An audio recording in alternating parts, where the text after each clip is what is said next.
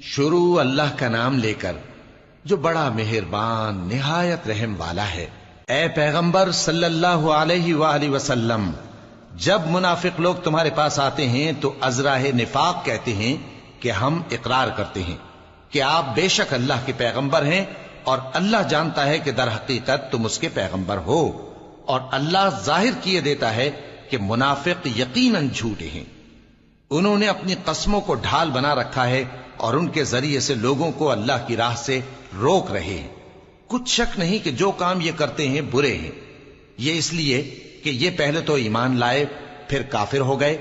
تو ان کے دلوں پر مہر لگا دی گئی، سو اب یہ سمجھتے ہی نہیں۔ اور جب تم ان کے تناسب اعضاء کو دیکھتے ہو تو ان کے جسم تمہیں کیا ہی اچھے معلوم ہوتے ہیں، اور جب یہ گفتگو کرتے ہیں تو تم ان کی تقریر کو توجہ سے سنتے ہو، گویا لکڑیاں ہیں جو دیواروں سے لگائی گئی ہیں، بزدل ایسے کہ ہر زور کی آواز کو سمجھیں کہ ان پر بلا آئی۔ یہ تمہارے دشمن ہی ہیں، سو ان سے محتاط رہنا، اللہ ان کو ہلاک کرے، یہ کہاں بہکے پھرتے ہیں۔ اور جب ان سے کہا جائے کہ آؤ رسول اللہ صلی اللہ علیہ وآلہ وسلم تمہارے لیے مغفرت مانگیں، تو سر ہلا دیتے ہیں، اور تم ان کو دیکھو کہ تکبر کرتے ہوئے رکے ہی رہتے ہیں۔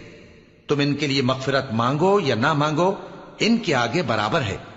اللہ ان کو ہرگز نہ بخشے گا،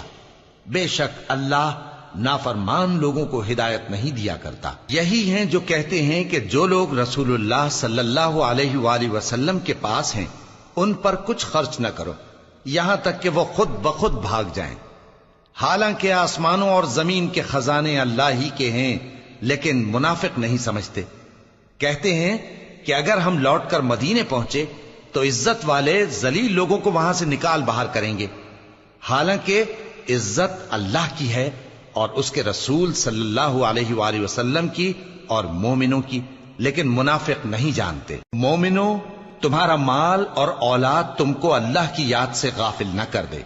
اور جو ایسا کرے گا تو وہ لوگ خسارہ پانے والے ہیں۔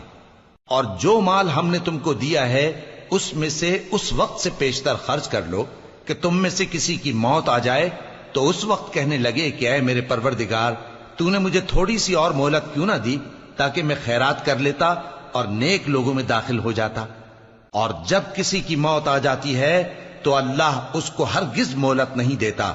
اور جو کچھ تم کرتے ہو اللہ اس سے خبردار ہے۔